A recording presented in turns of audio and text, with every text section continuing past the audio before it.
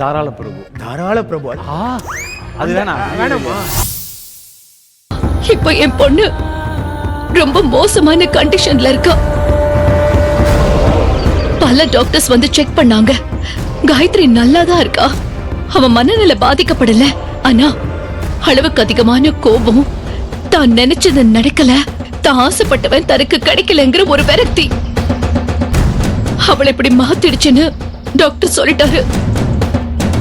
எதுக்குன்னு தனியா ட்ரீட்மெண்ட் எதுவுமே இல்ல. அவளோட கோபம் ஒரு காலகட்டத்துல தன்னால குறைஞ்சிரும்னு சொல்லிட்டாங்க. இதுதான் இப்ப என் பொண்ணோட நிலைமை. கோடி கோடியா சொத்து இருக்கு, பணம் இருக்கு, எல்லாம் இருந்தும் ஆனா அவ கேக்குறத என்னால வாங்கி கொடுக்க முடியல. அவ ஆசைப்பட்டதை என்னால நிறைவேற்ற முடியல. அப்படி ஒரு துரதிருஷ்டசாலி அம்மாவா இங்க நிக்கிற.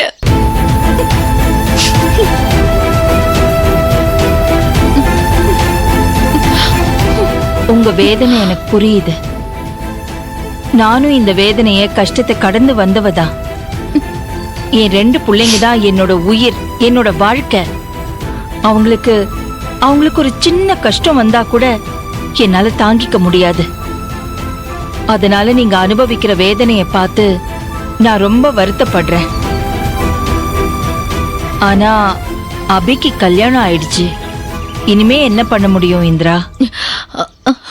ஐயோ, நான் உங்ககிட்ட எந்த தீர்வும் கேட்கல. நீங்க காயத்ரி பத்தி என்கிட்ட கேட்டதுனால நான் என் பொண்ணு விஷயத்த சொன்னேன். இதனால நீங்க எதுவும் ஃபீல் பண்ண வேண்டாம். சொல்ல போனா உங்களுக்கு இதுக்கும் எந்த சம்பந்தமும் இல்ல. இதுக்கு யார் என்ன பண்ண முடியும்? நீங்க என்ன யோசிக்கிறீங்கன்னு எனக்கு புரியுது. இதனாலதான் நான் உங்க பிசினஸ்க்கு ஹெல்ப் பண்ண வந்தேன்னு நீங்க நினைக்கலாம். நான் உங்க கூட பிசினஸ் பண்ணணும்னு நினைச்சது உங்க மேல இருக்கிற மரியாதை. உங்க தொழில் எனக்கு என்ன தெரியும்னு பாக்குறீங்களா? நீங்க என் பிசினஸ்க்கு ரோல் மாடலா இருந்ததால. மத்தபடி காயத்ரி விஷயத்துக்கும் நம்ம பிசினஸ் பார்ட்னர்ஷிப்புக்கும் எந்த சம்பந்தமும் கிடையாது. நீங்க இது ரெண்டத்தையும் போட்டு குழப்பிக்காதீங்க ப்ளீஸ். நான் இப்ப கிளம்புறேன், கொஞ்சம் யோசிக்கணும். நம்ம 2 பேரும் கோயிலுக்கு போலான்னு பிளான் பண்ணோம்ல. இன்னைக்கு வேண்டாம், இன்னொரு நாள் போலாம். நான் வரேன்.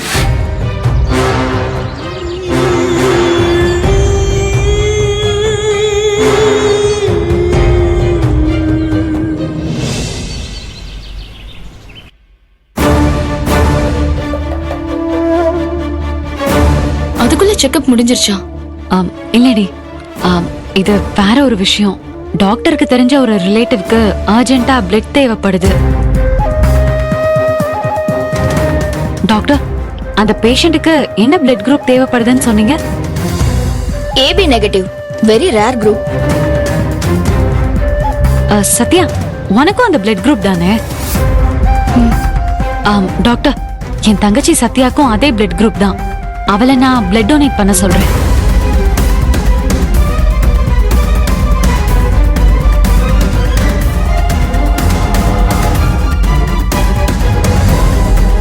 சத்யா, ஹெல்ப் பண்றியா?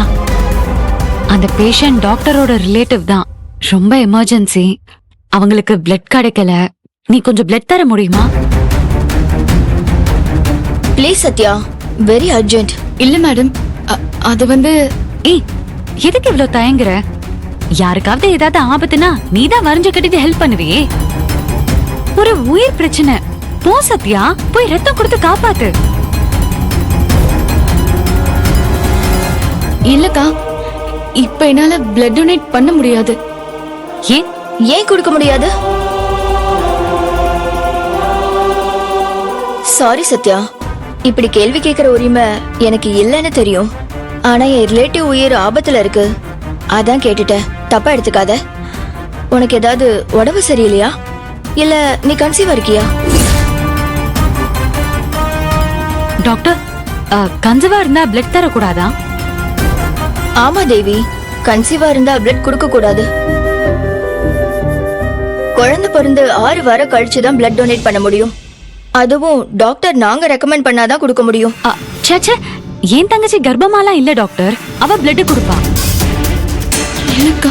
என்ன சத்யா, என்ன யோசிச்சுட்டே இருக்க? சோஷியல் சர்வீஸ் பண்ணும்போது எத்தனை பேருக்கு நீ பிளட் கொடுத்து அவங்களை காப்பாத்திருக்க. போ, போய் முதல்ல அந்த உயிரை காப்பாத்து போ. இல்லக்கா, நான் போன வாரம் தான் பிளட் டொனேட் பண்ணேன். உடனே மறுபடியும் பண்ண முடியாது. போன வாரம் பிளட் டொனேட் பண்ணியா? ஆமா, ஒரு பிளட் டொனேஷன் கேம்ப் ஒன்று நடந்தது, அப்ப கொடுத்தேன். ஒரு தடவை கொடுத்த பிறகு ஆம்பளைங்க 3 மாசமும் பொம்பளைங்க 4 மாசம் கழிச்சு தான் அடுத்து பிளட் டொனேட் பண்ண முடியும். இப்ப நான் கொஞ்சம் வீக்கா இருக்கேன், என்னால பிளட் கொடுக்க முடியாதுக்கா.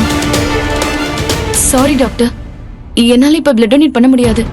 ஓகே, பரவாயில்ல சத்யா. ஆனா கவலைப்படாதீங்க, என் சர்க்கிள்ல 2 பேருக்கு ஏபி நெகட்டிவ் குரூப் தான். அவங்கள உடனே வரவழைச்சு பிளட் கொடுக்கறதுக்கு நானே ஏற்பாடு பண்ணிடுறேனே. சரிம்மா, ஆள் கிடைச்சா சொல்லுங்க.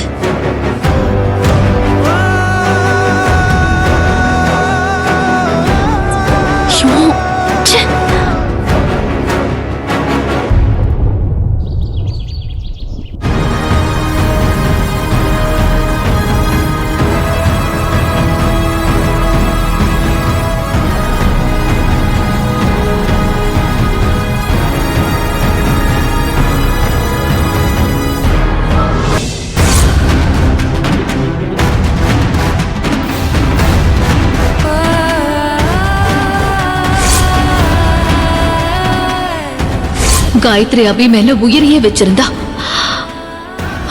ஆனா கடைசி வரைக்கும் அபி கிட்ட அதை சொல்றது எரியும் காயத்ரிக்கு வரவே இல்லை. ச்சே, எவ்வளவு பெரிய சம்பந்தம்.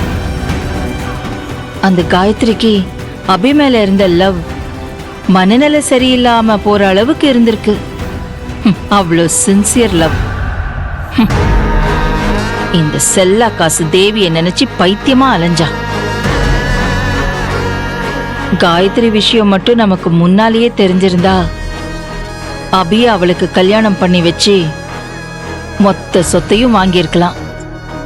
தேவின்னு ஒருத்தி வந்து எல்லாத்தையும் நாசம் பண்ணிட்டா. செல்வா, என்ன பயங்கர யோசனையில இருக்க? அம்மா, ஒரு குட் நியூஸ்மா. என்னப்பா, என்ன good news? Indira madam project funds எல்லாத்தையுமே ரிலீஸ் பண்ணிட்டாங்க. ஓ சூப்பர். அடேங்கப்பா, ரொம்ப நல்ல விஷயம்டா. முழு அமௌண்ட்டையும் ரிலீஸ் பண்ணலனாலும் நின்னு போன நம்ம ப்ராஜெக்ட் மறுபடியும் ஸ்டார்ட் பண்றதுக்கான அமௌண்ட் ரிலீஸ் பண்ணிட்டாங்கம்மா. வெரி குட்பா, நல்ல விஷயம். இதை வச்சு நம்ம ஏற்கனவே கிளையண்ட்டுக்கு சொன்ன தேதிக்குள்ள ப்ராஜெக்டை கம்ப்ளீட் பண்ணி கொடுத்துடலாமா? எனக்கு பெரிய டென்ஷன் குறைஞ்சிருச்சுமா. பாருப்பா, எல்லாம் கடவுள் அருள். இந்த நன்றியை நம்ம என்னைக்கும் மறக்க கூடாது. கரெக்ட்பா. இவ்ளோ கிரிட்டிக்கலான சிச்சுவேஷன்ல இந்திரா மேம் நமக்கு உதவி பண்ணிருக்காங்க. பதிலுக்கு நம்ம ஏதாவது செய்யணும்பா. நம்ம நன்றி விசுவாசத்தை எப்படியாவது காட்டணும்பா. அதுக்கு ஒரு நாள் வரும் அபி. அது வரைக்கும் பொறுமையா இருப்போம்.